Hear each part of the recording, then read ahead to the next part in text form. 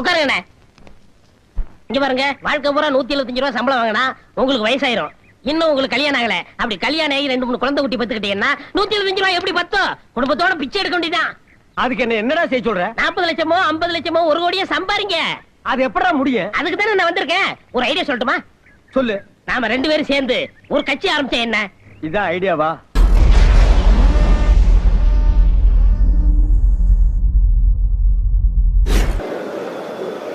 Jailer படத்துக்கு இது மாதிரி ஏதாவது இடையூறு வந்ததா? பாட்டு வெளியீட்டுக்கு அதே நேர் உள் விளையாட்டு அரங்கத்தில் தானே வெளியிட்டாங்க, அதுக்கு வந்ததா?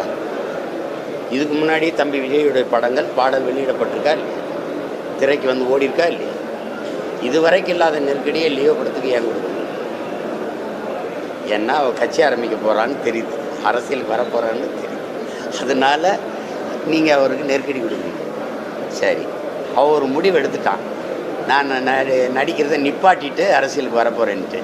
சரி, இப்போ நீங்கள் திரையரங்கு உங்ககிட்ட இருக்குது, நீங்கள் மிரட்டி பார்க்குறீங்க, அதை போடு இதை போடு. நடிக்கிறத நிப்பாட்டிட்டானா என்ன பண்ணுங்க சொல்லுங்கள்? நீங்கள் சொல்லுங்கள், உங்கள் மனச்சான்ற சொல்லிட்டு சொல்லுங்கள். இது தேவையில்லாமல் அவனை சொரிஞ்சு விட்றீங்க தானே, சீன்றது தானே. இப்போ இது அதிகார திமிரில் நீங்கள் சேட்டை பண்ணுறது தானே. அவன் பாட்டுக்கு அந்த படத்தை போய் அது வெளியிட்டு இந்த ரசிகர்கள் பார்த்துட்டு போயிட்டே இருப்பாங்க. அதை போடாத, 4 மணிக்கு போடாத, 5 மணிக்கு போடாத. யாருக்குமே வந்தவன் நீங்கள் தண்ணியில் போடுங்க, அதுவாக போகும். காற்று எங்கே தள்ளுதோ அது அமிக்கி அமிக்கி விட்டீங்கன்னா அது என்ன பண்ணும்? இதெல்லாம் தூரத்துலேருந்து பார்த்துக்கிட்டு இருக்க நமக்கே கோபம் வருதில்ல, வெறி வருதில்ல, தேவையில்லாத வேலையை செய்கிறீங்கன்னு. அப்போ அவனுக்கு எப்படி இருக்கும்? யாரு?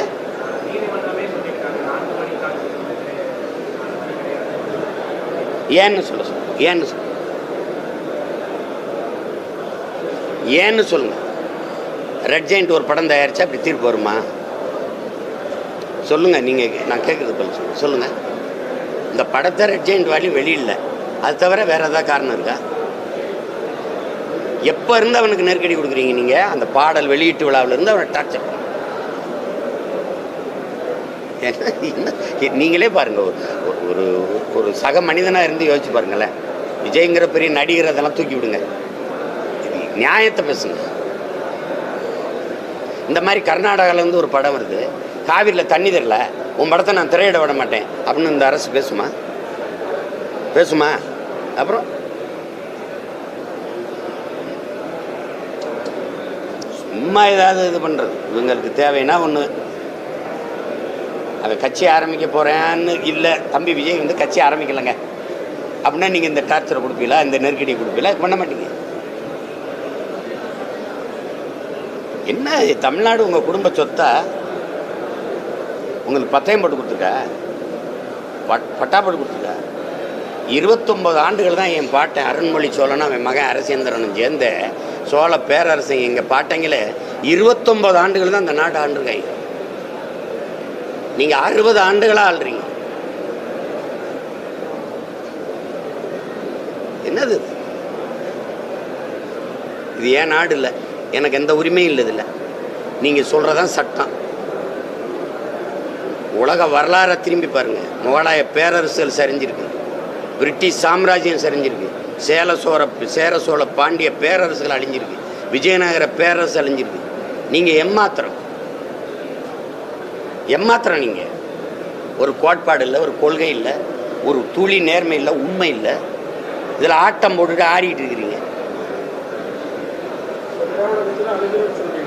அழிப்போம், அழிஞ்சிரும் நான் சொல்லலையே, அழிப்போம். அது அவசியப்படாது, அது அழியும். நான் உங்களை கேட்குறேன், ஐயா என்னை பாருங்க. பெருந்தலைவர் நாட்டை ஆண்டு கொண்டு இருக்கும்போது காங்கிரஸ் கட்சி வீழும் தமிழ்நாட்டில் நீங்கள் எண்ணியது உண்டா? இல்லை. இப்போ எங்கே இருக்குது காங்கிரஸ்?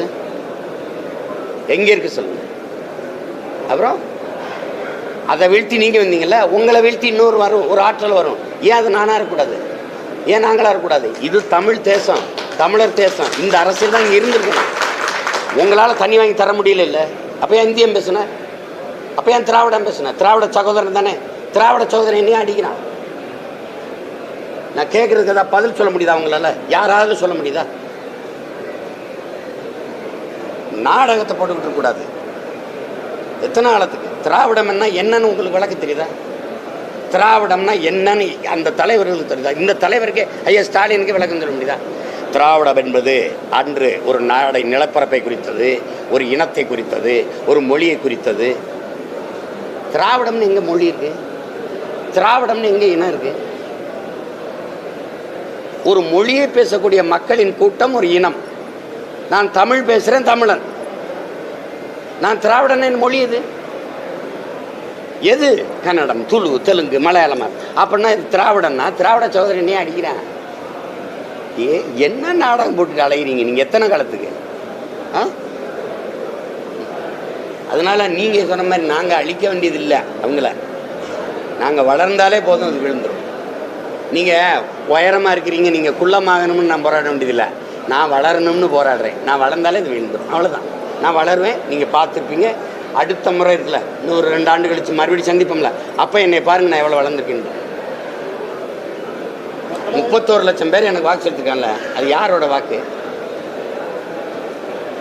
இதுக்கு முன்னாடி இந்திய கட்சிகளுக்கு, திராவிட கட்சிகளுக்கு செலுத்தின வாக்கு தானே. இனி பாருங்க, இனி எத்தனை லட்சம் வாக்குகள் எனக்கு கூடுதுன்னு பாருங்க. ஏன்னா இந்த அரசியல் அவசியப்படல. நீ என்னை ஏமாத்துற, நான் இதெல்லாம் மாத்தணும்னு நினைக்கிறேன். நீ என்னை ஏமாத்தணும்னு நினைக்கிறேன். எனக்கு வாயில தேன் ஊத்தல, நீ காதலே தேன் ஊத்திக்கிட்டு இருக்க. நீ ரொம்ப நாளா வாயில தேன் ஊத்தினாலும் நான் சாப்பிடலாம்.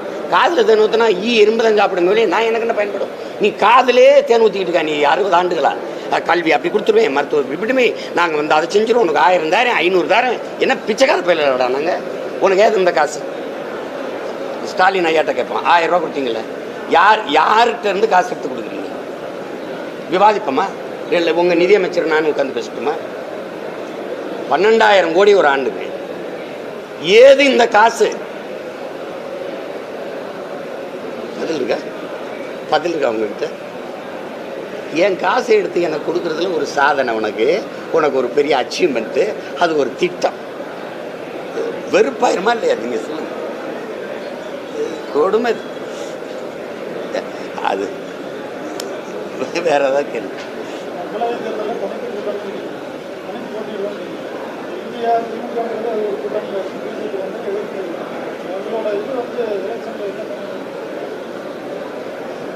நான் புலி, நான் தனிச்சு தான் வேட்டைக்கு போவேன். உங்களுக்கு புரியுதுன்னு நினைக்கிறேன். நான் கருணாநிதியோ ஜெயலலிதாவையோ எம்ஜிஆரே பார்த்து அரசியல் செய்ய வந்தவன் இல்லை. என் தலைமை யாருன்னு உங்களுக்கு தெரியும், பாருங்க. அவரை